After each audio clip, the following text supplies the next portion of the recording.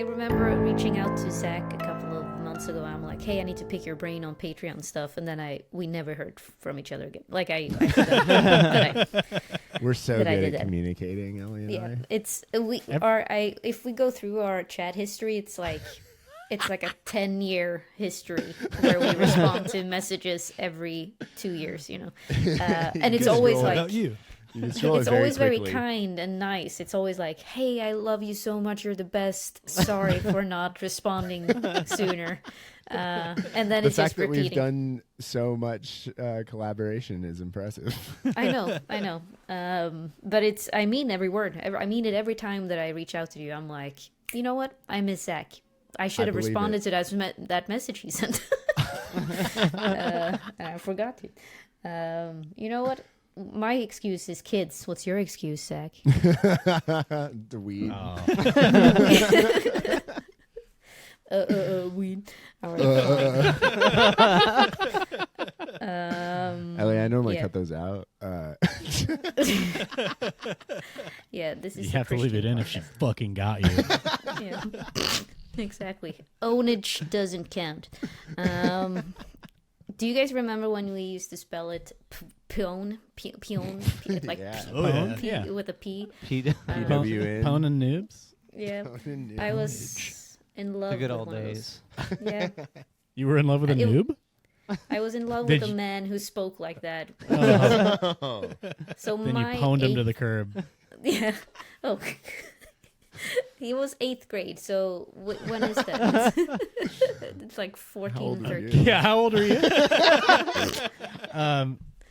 That contextualizes it a lot more Yep. appropriately. Actually, Yeah. I stopped judging him for, I was thinking for like using a pwn. 23-year-old Yeah. man. Like, No. Leet That would have speak. been fucked up. I mean, I remember having girlfriends who was like, "Oh yeah, this is my boyfriend. He's 23," and I'm like, "That guy is a loser." Like that was my instant. yeah, I went to Instant hardcore response. shows, so there was a lot of like very questionable age Age gap relationships. Yeah, I grew up in the church. Nothing weird's ever gone on there. Oh, okay. Zach was in a relationship with a 32-year-old man. Was he 32 or 33 when he died? Jesus Christ. Okay, welcome For my sin. to 33. So a 33-year-old. wonderful mid-season sort of tangent to Man of River, which is an arc of the Lost Mountain Saga, which this is not. This is a special mid-season break, like an intermission. And I'm extremely excited about what everyone's about to inject into their ears. That sounded weird, even to my Swedish ears. But what I meant to say is that I have a very, very cool group of people, and for those we're of you gonna pump it into you orally. We're gonna tickle your ear pits. And for those of you who are not Patreons and might not have heard Session 0, this is the Pretending to Be People gang. This is the men who invited me to play my first ever Delta Green game. These men don't fuck around. They're awesome. And I'm so excited to have them on. So it's Zach, Joe, Luke, and Thomas. What's up? Hello. Thanks for calling us men as RPG podcasters. We don't get that a lot. Yeah, it stuck out to me too. I was like, wow, that feels good. Wow. Consistently called boys. Even amongst ourselves, Yeah, we refer to ourselves as the we need to boys. change the way we're speaking to ourselves. We're the podcast men. We're the podcast men. Bodmen. We're the pod. Yeah, for your listeners who don't know, We do like us, motivational speaking to men on our podcast. To boys, really. To make them men. We're an actual play. It's like horror comedy. We're My a- name's Zach. We're a manosphere actual play. Oh yeah. This is what I We sound like. we did this in the Session 0 as well. Like it was very so it's 4 men in here, just so you know, or four White men. white men, 4 people with penises, and they Well said. they are all Wait, what was I said the penis, and then now I get distracted. But what I was gonna say, yeah. So we did this last time as well. Like Zach was like, "Hello, I'm Zach," and then no one else did that. So actually, before we begin, for our new listeners, for people who are not familiar with you guys, why don't we take a brief little? Hello, I'm Zach, and I'm a Christian fuckboy. Hello, I'm Zach, and I'm not a Christian. But I was raised brainwashed, and here I am. Hello, I'm Thomas. I'm a man with a penis. Hi, I'm Joe. I'm a man with a bigger penis. Hi, I'm Luke, and I'm not quite sure what you guys are talking about. So, and I'm Ellinor. I'm your GM for tonight, and it's very exciting because we're playing Vaesen, but we're playing a special module of Vaesen. You guys have not played Vaesen before. That is correct. I'm really So this excited will to. really just be like a normal module for us. This is what And- Vaesen is to us from here on out. Oh yeah. So exactly, this will be your first exposure, and you'll be like, "Wait, what? Sweden had that?" And you'll find out, no, we didn't. So this module is a special module, and the thing is, the problem with it is that if I tell you the name of it, it's a very descriptive name of what it is, which this spoils the entire thing. So I don't want to necessarily reveal the name, but I might have to.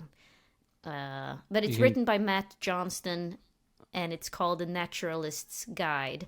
But I don't want to say anything what the Naturalist's Guide to what. But I'll put it in the link description for this for this episode. So if people want to check it out, go ahead and do that. And with that said, the title of this episode is Life Finds a Way, or actually the title of this arc is Life Finds a Way, and there I spoiled it. Maybe. Only if people are interested in that world. People might not know what the hell I'm talking about, but I think it means we're that's going to where- survive. I think so Yeah. too. Mhm. Life will find a way. Exactly. So like I said, we did a session 0, so we've already talked a little bit about like things that we want to do in this game. And we also, I don't know, did we talk about like, so normally I don't talk about like boundaries and red flags and stuff. I mean, you're not allowed to have any. I'm sorry. You're allowed to. It's like, That is one yeah. approach. But yeah, no, we did you're- talk about it. We did, and you guys had nothing, right? Or did I just misremember it? I'm like, you guys had nothing, right? We're not gonna fuck around with that, Well, right? we had Yeah, 4 or okay. 5 pretty Yeah, we specific sent you an things. extensive list. Cool. And We're not. I just We don't want to talk about Sweden just at all. okay. No That's a Sweden. Okay. How about Norway, Denmark? Let's keep it southern. Sub-Scandinavian, please? Okay, Similarly, I'm not big on sexual assault in games. Wow. Zach. I mean, if There was nothing funny about that. it wasn't a joke. Oh God. Just the one, Ellie. We'll hoist that red flag when we come to it. Yeah.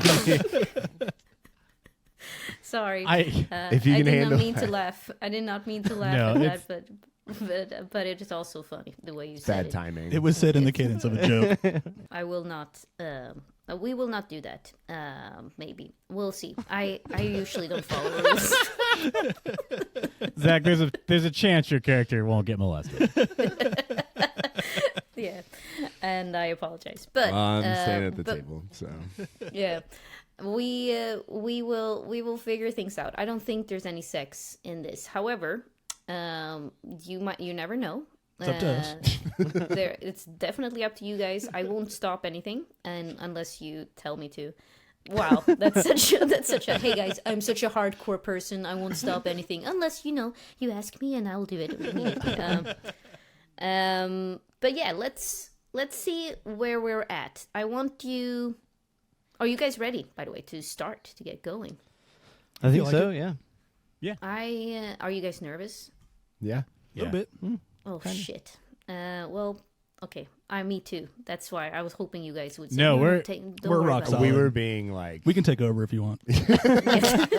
we're four confident men. I haven't been scared in years. We're your 4 rowdy podcast brothers, and we're gonna help you. We're all gonna get through this. Yeah, you're my men. You're my men to my weak woman sensibilities. But I like that. So You're the GM. You're the brains, and we're the bra. you're the muscle. I want you. Okay, so in that case, let's just briefly talk about the setting. I said in session 0 that it was like 1840s, but we're actually gonna jump ahead 30 years because what I want to do in this adventure is a lot later, technologically wise. We need to have it roughly towards the end of the 19th century. So are we all 30 years older now? Yes. Like, remember I'm when I told you 62. guys? Remember when I told you that you should create characters? Just screw all that, burn that down. All right, so I want you to imagine 19th century Prussia. There is a man, Herr Friedrich von Armen, and he's a wealthy Prussian industrialist. You, the characters, you might have heard of him in various newspapers. We've talked about this already, but this is for the audience, so you guys will just have to pretend that you hear it for the first time. And he's considered somewhat eccentric. The science community think that he's a reckless fool for some of his previous endeavors. The church believes that he's a heathen, and the royal societies and noble houses, they avoid him because of his sort of vulgar behavior. So he doesn't really have any friends. I think I briefly mentioned that he's like Elon Musk. Nobody likes him, but he's rich. And, you know, like most humans, everyone can be bought. So we can sort of safely assume that those are the type of people he surrounds himself with. And he also surrounds himself with the latest modern machinery and technology, and has now invited you, due to your specific skills or muscle, to join on a new mission that will rewrite history, he claims. So for this first scene, I kind of want to imagine a very posh establishment, an old-timey like gentleman's club. There's a lot of leather sofas, a lot of mahogany furniture, lots of bless you. Did you say bless you? Fuck you. He's a Christian. Lots of books and men in suits reading newspapers. And in one of those sofas, there is the von Armin Frederick. He's sitting there. He's writing something down on a piece of paper. Upon a closer look, it looks like a map. A young man sits next to him. Luke. What does this young man look like? This young man,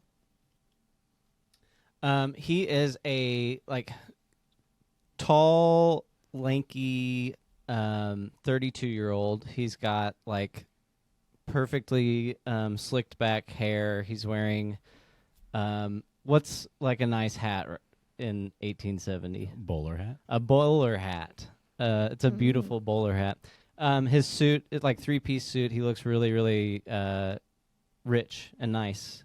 He looks mean, but he looks nice. Specifically like mean in that he looks like he's an hot, evil or does businessman type. Oh, cool. Yeah. Cool. Let's give him like a mustache to curl. He has a mustache to curl, and he's twirling it. All right.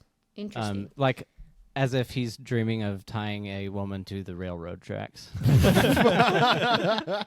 Wow. And does he? We spoke a little bit about your backstory. Is he still from like his ethnicity? Is he still from? Yeah. So he's South American. He grew up in the islands, or like in the south of like Patagonia. And so, despite being very rich looking and polished, in this establishment, Prussia, the 19th century. He looks a little bit like out of place, but not necessarily.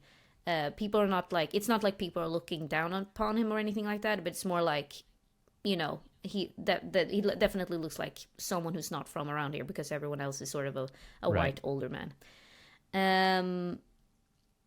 His name, by the way, is Anders Astor. Andrews. Anders, Anders. Oh, Anders. Yes, Anders and what was Astor, it? Astor. Astor. Anders Astor. Awesome. Anders. Von Arman, he's continuing to looking at this large map. Also, we need to bring cages for the potential wildlife. Can you write this down, please, Anders? The food...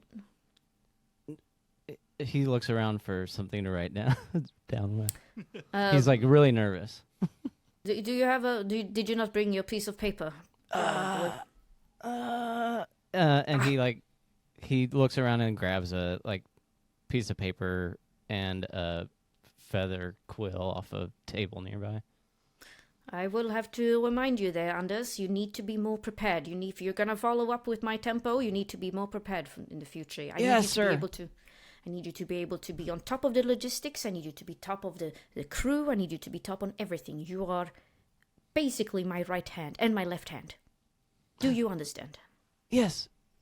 And he's so nervous he thinks that he wants you to write with his left hand, so he starts taking notes left-handed. What are you doing, Anders? He writes that down in his. Von Arman slaps you in the face. Have you lost your mind, boy? I'm sorry. Okay, what do we need? What do we need notes-wise? What do you want me to write? The food crates should arrive later in the afternoon, and I need you to make sure it gets on the ship before we board. Okay, food on the ship. Yeah. I also need you to come with me this afternoon for our last recruit. He might be the trickiest one to convince. Okay, who was the new recruit? I will tell you later. Now, shush, be quiet, and just pay attention. Another man walks in, and this is Albert Coke, or Cock. How do you want to say it, Thomas? This is Albert Koch. Coke. He's kind of a small, slight man. Probably in his late 60s. He's got white hair on the sides, but just a bald spot on top, and these tiny little half moon glasses. And he's dressed very, very well, like the other gentlemen in this club, but maybe with kind of maybe a little more flair than some of them. He's got like a long smoking, like paisley pattern smoking jacket that looks a little brighter than some other things in the room. Nice. And he's kind of happily sitting over in a corner smoking a cigar and reading a newspaper. Ah, Albert, finally. It's been too long. Von Arman sees you, and he motions for you to come over to his table. Mein Gott, von Arman. How you been? Well, I mean, you can see I've been in America for quite some time, obviously. I have no trace of my former accent. I sound like a regular country bumpkin. But, well, you know, the New World has been very good for me, Von Arnhem, as I'm sure you're aware. My paleontological exploits, although denigrated by some, were still quite lucrative for me. And so I am now freely able to to travel between the old world and the new. Yes, you look like life's been treated you well, Albert. I mean, look at you. You're practically glittering. I thank you, Herr Von Arnhem. Would he He's a be weird here? Would he German. have does he have a title? Von Hell, just Hell, like Okay. Mister, I would say. So not really, just head. But anyway, come over, and he invites you over to his table, and you this- know that this could potentially be bad news. I don't know if he does know. I think he's always. I think he takes things as they come a lot of the times. I think at this point he's more just curious to see what this character has to say to him. And he sees what was your Anders. Anders? He sees Anders and he's like, "Oh, I've heard tell of your Patagonian. You dress him up very well." Anders had stuck out a hand for you to shake, and he keeps it extended, but he immediately puts you in. There's two boxes of people that he deals with, and it's people that treat him like normal, and then those types of comments. I think acknowledging you at all is the most courtesy you've gotten from any man in this room. Like, I feel like he's actually treating you. I don't know. It's not like He's still Fair enough. He'll still shake your hand, but then he twirls his mustache at you when he sits down. he twirls his mustache quite well. This is my one of my most valued employees. He's been one of my very good servants for a couple of years now. How long has it been, Anders? Like 20 years. Yes. Oh, my goodness. A long time, And- but look at me now. Look would've at you been just a now, boy. indeed. He's very sharp. He's a sharpshooter. That's what I wanted to say. His eyes are keen and very sharp. That is Is a it- good is phrase. it- Now, Anders, how about you can go and fetch me and Albert here, my good old friend, 2 cups of coffee and some steamed milk and 3 croissants. He salutes you and walks. I'll as have the same. marches off, and he will double the order. Awesome. Now, thank you, Albert. Sit down. I have exciting news. I have on good authority that there is an undiscovered land south of the Americas that harbors riches that you can only dream of. And he brings out a map. And on that map, you notice that there's definitely, I mean, you would have known what the southern ocean would like, that ocean would look like. Is it Atlantic mixed with Pacific? Is it? What Anyway. side of South America are you on? I'm thinking on the Pacific side, but now that I think about it, like, is there a specific sea? If you That's- go far enough It's below, called the then it's Pacific the- Sea. Specific sea? Yeah. Is it the? Hold on, all the Bring out grade the schoolers joke. listening to this. Yeah. Yeah, Are I should really- have brought maybe I should have Googled this before I... This is Yes, her. there is an Antarctic Ocean. So once you get below like the lands, it like Yeah. Well- major land masses, it's just the Antarctic Ocean. Yeah, before the Antarctic Ocean. So this would be closer towards Or the Southern Ocean. Tonga, like southern, like the islands outside New Zealand, but like further, basically in the middle of New Zealand and the south of Argentina, but not cold in the cold water area. Okay. And as far as you know, that area there should be nothing there. And you're like, what? But he points towards the coordinates, which is basically an entire, it should just be ocean. I've had scouts report to me that it's here, but impossible to get to until now. I have a way to reach it. Scouts, like you've sent men to look for this place, or you've heard, you've paid traveling scalawags for their lies. Both. I've done extensive research. And also, now that... He smiles you- at that. Yeah, and now when you've been introduced to Anders already, but that boy is the key of getting there. Whatever you do mean. That boy, he might know more than he lets on. I know he looks like a well-dressed little doll, but there's more to him than that mustache. Well, perhaps it's because you've dressed him up like a little doll? Ah, well, that's my interest. But apart from that, Fair enough. All men have their own private interests, and men of means like us have ways of, to each their own. indeed. But you know how it is, and we can sort No. of. No, I don't. No, I have no doll, boys. Right. But he continues to be like, and now the audience gets an idea of like, why is Von Arman hated by everyone? It's like weird interests. But no, that boy, I believe that he might be a direct descendant from inhabitants from this island. You see, he's been whispering things in his dreams while he was asleep. How do I know this? Yes, I have been watching him. Yes. I'm a fucking creep, apparently. You see Anders in the background, like trying to carry 6 cups of coffee with cream and sugar. And, 6 like, croissants. yeah.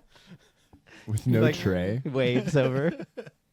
But based on this research I've done, and I've then cross-confirmed it with other sources, and it might harbor life that exists nowhere else on the planet. Ancient life. Van Arnhem, what are you getting at? This will make the Galapagos seem like a sandcastle. And you, with your expertise, will be making history. You will be the first to discover these things. You are telling me something that is too good for truth, I am thinking. No. So is that a yes? Will you come with me? Sure, fuck it, yeah. Very well.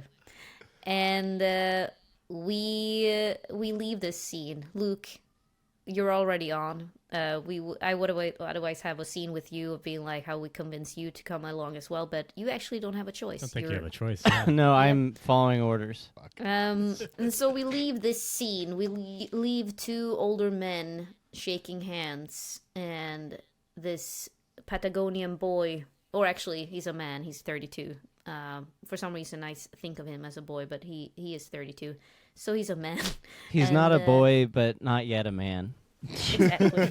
Not yet a man. And he's juggling all these pastries, handing them over. But what do we think goes through Anders' head? Anders' head as he walks over to the old men who are currently handshaking and looking pretty fucked up. He has served this guy many times, so he, like, in the blink of an eye, has all the coffee creamed and sugared and set up, and the croissants in like a little stack. Would Anders know, like, has he been told about this trip yet? Yeah, I think you know fair bit about what goes on Okay, in Von like- Arman's plans, and so, but you've also been told to keep your mouth shut, and have been recently sort of been promoted to a more of a. He wants to turn you into more of an active role, and before that, you've Gotcha. mostly been his little. What's it called? Like caddy, caddy boy. I could be your f- caddy, yeah. Yeah. Your caddy. I could be I your could be caddy. your long, long. I could be your daddy. But so you've heard more and more, but you might not know everything that's going on in Von Arman, but he is very Okay. familiar with you. Like, he treats you as a son, in like a fucked up way. Like, it's Yeah. also like a fucked up relationship. He obviously took you away from your family, so so that's pretty fucked up. Yeah. How do you propose that we reach this island of yours, Von Arnhem? I will show you. And we leave this scene, and we move into a dark alley in an old European town. Joe, where do you think your character would have his operations? Oh. In a back alley, like you just described. Yeah, but in what European town, Oh, or is I it a think- European, or is it America? No, I think he is in Britain. I think he In returned home. Yeah. All right, so in a dark alley in an old European town, we see a wooden door next to a very rowdy brothel, and there's this secret passageway and eventually a room. And in there's a table and all these metal instruments and tools that looks like they're taken from a horror film, like 19th century medicine room. So it's like things that would like, oh, this is used to take out a cow from another cow, like a midwife, like a cow midwife, and it looks pretty brutal. Which is what my character is. Spoiler. A cow midwife. Cow midwife. It sounds like you're Jack the Ripper. What about a moolah? A moolah. Oh my god! Damn. Boo! Boo! Boom. You are a man. A young woman knocks on the door carefully. Doctor? And what's your name, Joe? It's Abner Tapscott. Dr. Tapscott? Yes. Tapscott? Is that okay? Dr. Tapscott. This young woman, she enters and looks at what, Joe? He is a guy. He's old, but he looks older than he really is. I think he's in his mid-50s to late 50s, but he has a weather-worn face. He's kind of got a pot belly, but he still has kind of a hidden strength in his arms. He's bald on top, but he has a long, around the edges of his head, he's got a ponytail pulled back and braided down his back. And there's a big bow at the top and a tight little bow at the bottom. And right now he's got his jacket off, so he's just wearing a vest with his sleeves rolled up. And he's a little bit disheveled, but you can tell that he tries to keep appearances up as best he can. This woman, she looks terrified. I've heard that you might be able to help me. Yes, I can help all sorts. Tell me exactly how I can help you. You notice that she looks very nicely dressed for this neighborhood. She looks like she's a noble woman. It's quite a delicate matter, and I need your word that you won't tell anyone about my predicament. There's a knowing look that comes over Abner's face, and he looks down both sides of the alley. Yes, come in. I understand. The madam next door is just like, Sex for sale! Sex for sale! $5. I mean, pounds. You see, Doctor, I wish to not carry any more children. I know it's not God's way, but I have given my husband 6 children, 3 of them alive, and I will not do it anymore. I can't. I can pay. I understand, darling. How much do you have? And she takes out a couple of coins, but also these like old bank papers they used back in the day of like ginormous bills. And and it's a lot of money, but it's perhaps not what you might have earned if you were a real doctor. He sees her pull out all this cash and coin, and he takes only a handful of it. He doesn't take it all. This will do. He pockets that. Will it hurt? I'm not going to lie to you. It's unpleasant. But once it's done, the recovery time is fairly swift, and it is easily concealable. Very well. Lord, please forgive me. Just as the woman stands up and you guys like finish your business, you set an appointment time, there's a tall figure in the doorway suddenly, and you notice Von Armin. And Out behind the back, him, my dear. Out the back. And he ushers her out the back door. yeah, she scurries off. And behind him stands Anders. And they too look sort of out of place. Ah, Dr. Tapscott. Would I have- is Von Arnhem world famous enough that I would recognize him on sight? You might have heard about him and seen papers and magazines, but they're all like scandals after scandal after like finding out like weird trivia about him. You know that so many of his projects have failed, and like Sure. people have died. But you also know that he's a rich fuck. Who darkens my doorstep? My name is Frederick von Naumann, and this is my colleague, Anders Astor. Gentlemen, I see that once a very respectable doctor at one of the finest institutions, and now you're handing out contraceptives to young women in back alleys of London. How one can fall. Abner takes that with an air of trying to hold some dignity, but he nailed it. Anders peeks out from behind his shoulder and that actually takes away workers from us.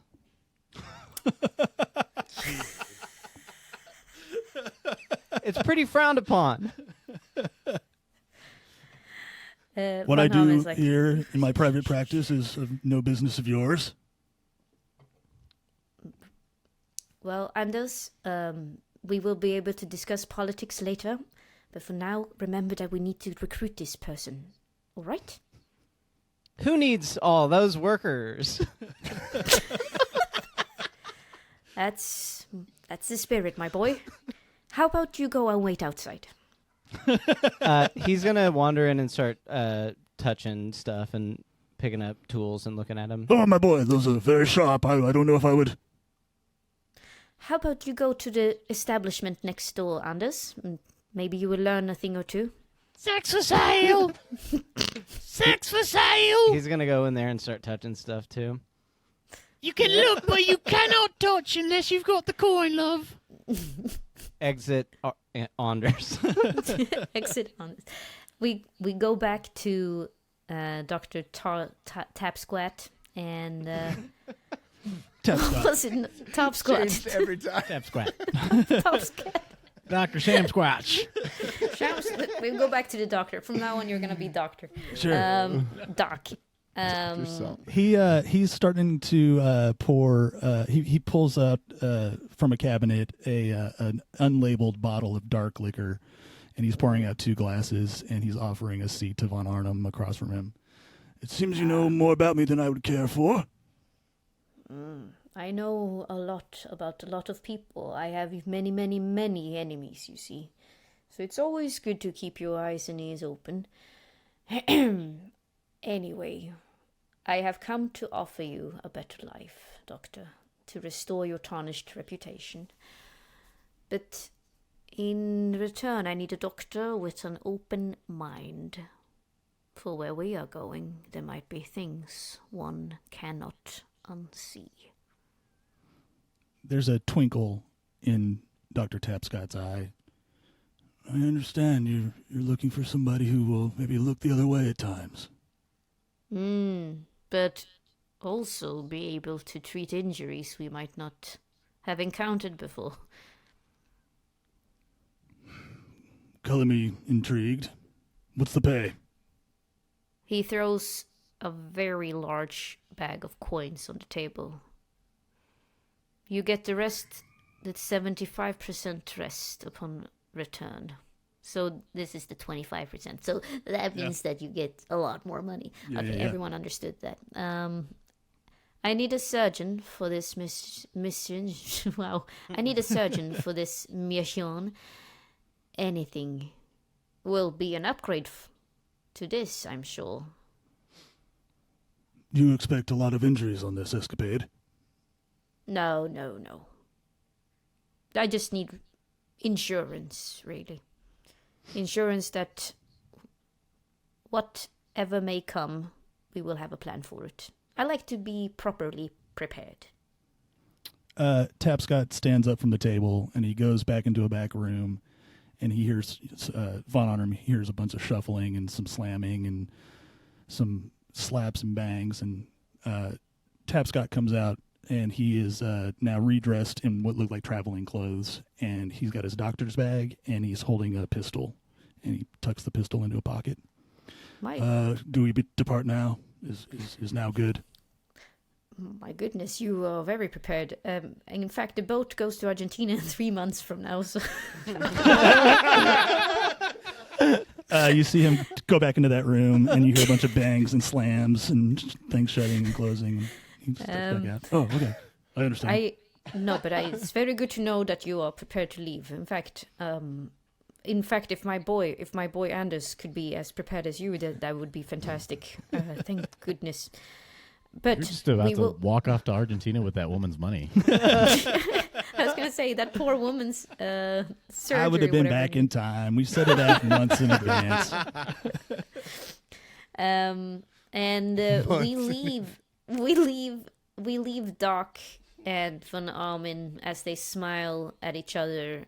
New business being made. You get a date for the departure of this boat that will take you somewhere. And Anders, you are in the other establishment doing God's work. I gave him a broom. He's sweeping up. And yeah, he's working the there now. juices. Yeah, exactly. Jesus. Roll up a new character because Yeah, Anders is a brothel boy now. He glimpses Von Arnim coming out and drops the broom and runs out. Bye, And I can see- Anders. And I want to imagine Von Almen having, like that presence of like a very large man with like, he wears like a lot of big fur coats for some reason, and a top hat. He's like a pretty intimidating presence. I'm thinking like and- Humpty Dumpty, but like with swag. All right. And She's just a big, tall man, and you're like, I'm thinking And Humpty an Dumpty. egg. You said big, and I thought big. Egg. Yeah. I have to Google Humpty Dumpty. Is that I the was- egg? I was picturing more Yeah. like Chewbacca in a Uh-huh. top hat. I was thinking more like- picturing Kingpin from Daredevil. Yeah, I was gonna say, I was like, or Frisk from Daredevil. Is that the Yeah. same one? Frisk, Yep, Fisk, same- or Fisk? same. Yeah, that's exactly who I thought Fisk. That actor is so fucking good, by the way. Oh, Please check dude. that Men in Black. Come on. Vincent D'Onofrio. Oh, it's D'Onofrio? Yeah. Oh, nice. That's why I watched Daredevil. Yeah. He's great. He's great in it. Now I want you to imagine Zach, not Imagine actually me. Zach. Yeah, but your character. You're standing like you're outside here. a massive building at what would be like a shipyard, somewhere in the very south of Argentina. The building looks like one of those 19th century buildings where one would build a ship inside. Like it's truly massive, and has very few windows. Shaped like a bottle. Something, yeah, it's like It has few windows because it's all one window. and there's a lot of noise coming from inside. Men Sex for working. sale. And there's a brothel next to it. And you hear like tools being used from inside. There's a lot of things going on here. There's a lot of people on these docks. And you've been asked to come here by Von Armin. And he claims to be a friend of your late father. And during this invitation, it was a strange lunch regarding a mission that he said, and he needed a mechanic. But he wouldn't say what type of ship it was. He just said, come and you can see her for yourself. And Once a few again, weeks you later, see. Oh, sorry. My bad. sorry, no, say what were we going to say? I was just gonna say, like, standing in front of this like boatyard, you see like an extremely nervous, gargantuan man. Like he looks more like a triangle though. Like Awesome. he's got a swimmer's body, very Michael Phelps vibes, wearing these like cream-colored trousers and a white linen shirt that is buttoned down like halfway. Dude is just absolutely jacked. I'm just picturing Michael Phelps in the Speedo and like the 7 gold medals.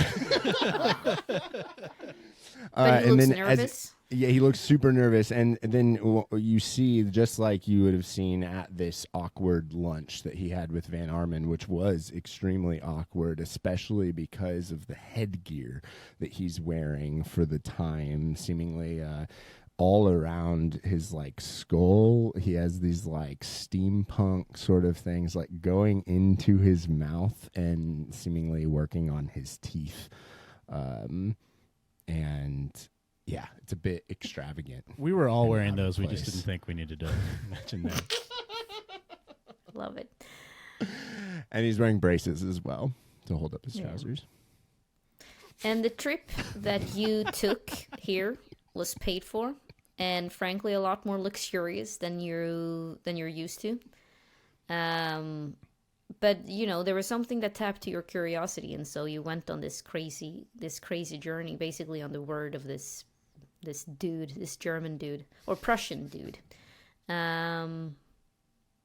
But you don't know anyone here, and you don't speak the language, so obviously, yeah, it makes sense that you would be nervous and a little bit taken He aback. keeps checking this pocket watch that he has, and as you see as it zooms in, it's like covered in blood. And on the inside, there's a family photo, and the father, mother, and a son. And he doesn't look like the father, so you can assume he's the son. It's a giant child, triangle shaped, Oh, like Michael I, Phelps. 7 I gold thought it medals. was like he billion doesn't abs. look like the father, so you can assume that the father His is mother's not a his whore. father. Yeah, exactly. Yeah, I mean, that's exactly. The He doesn't father's look like the actually father, quite short. so Yeah, the father is short, so genetically can't be the father.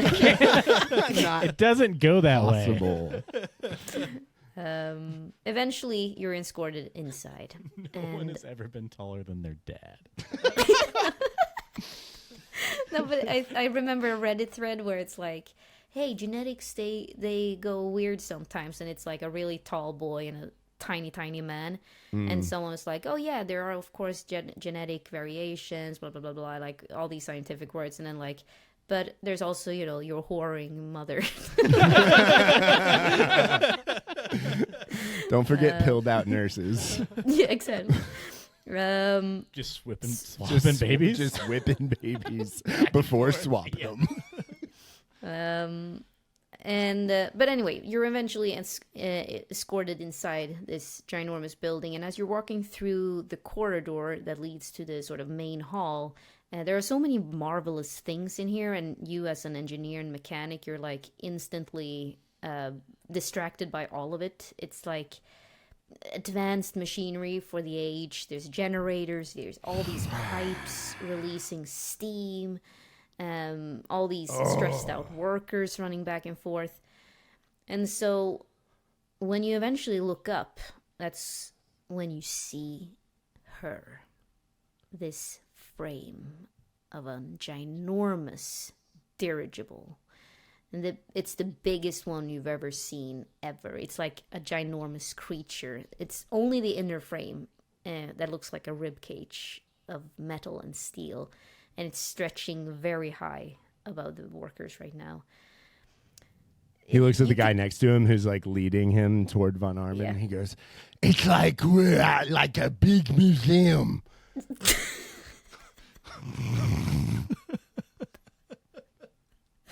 Wow. If you want to Sorry, have what- just a dirigible anvil crush him right now or something. Roll up a new character, Zach. No, the guy's like, huh? What?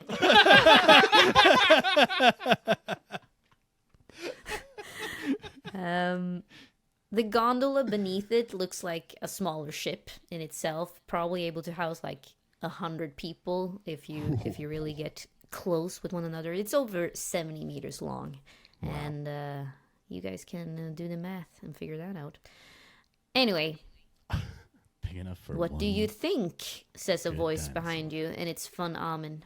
and he suddenly stands next to you. So he's actually shorter than you then. It would be fun if he's... Yeah, I think he's, even though he is a massive dude, I have 5 physique, and I think I dwarf just about everyone I'm around. Like, I'm out of the frame of the shot. Awesome. And he just looks down, and he's like, I just wanted to say thank you so much again for the lunch the other day. Your father and I worked on many missions together, and he always told me that he had a talented boy with a slight speech impediment waiting for him at home. And No, this happened because of the, the gear that I got going on. But, Daddy Schwartz always knew what was best. And if he said his boy Arthur was good, then Arthur Schwartz would be good for you. Your name was Arthur Schwartz. Arthur Schwartz. Is that what your name is? Yeah. Awesome that he doesn't say that, but Ellie, say that. So Arthur This might be beautiful machine. Oh, wow. I am so impressed. You worked with the French balloons before, right? That's absolutely right. And, yep, the French were first, but I perfected it. And you would know that the French have been, like, they were the first who did the dirigibles and, like, got them flying, etc., and did a lot of stuff with them. But then, this is why I had to move the adventure a little bit further ahead, because the big ones started coming towards the end, and then, of course, I was going to say the Heimlich, no, what the hell is it called? The big one that... Hindenburg, and not Heimlich, the other German name. Eventually that one came upon, and like all these airships. But I want you guys to basically imagine that von Arman has created something new. Like he has. No, those French ones were paltry in comparison to what you have built here. These ribs, they must. I cannot imagine the size even on the inside. Oh, I can't wait to get my hands oily with its guts. So you think you can fly her? Oh, absolutely. I can do anything that you need done for this trip. Oh, absolutely. There's no way anything could go wrong. Very well. That's the confidence I need on this ship. And on this trip. You know, she will be the biggest flying creature the world has ever seen. Yep. We're going to have to take a hammer to that headgear or something. First chance we get. Maybe the braces come off in the next couple months. It's not the face cage, it's the brace. And then Von he Arman talks like this. yeah. Von Arman sort of gathers people around, and you notice that there's another group of people, 25 people or so. Amongst them, we recognize the people we met: the doctor, the rich paleontologist. Never mind, I forgot all the names. Basically, Joe, Zach, and Luke are there too. And it's really easy to remember. We're Arthur, Anders, Albert, and Abner. We're all, I realized that. I was going to not bring that talk up about earlier. this. And It's fun. None of us gave each other names, and we all went with A's. Yeah. love it. We can go Yeah, by we last were like- names if that's easier. Love It's it. a well documented historical phenomenon, the A craze that was happening in the mid to late 1800s. The A craze. Yeah, people wanted to be first when they called out names in the class. That's right. Yeah, it was to get in the telegraph bread book lines. first. So, but you're all standing there, and Von Arman says, "We've conquered the oceans already. What if we can conquer the skies too?" And that's how you all ended up on the doomed trip of Von Arman. No, this is going to work out for me. I didn't know he was going to call it that. That's the end of this episode. Hey, hey! This is dope, Ellie. This is so much fun. Boom, What a boom, fun boom, boom. start.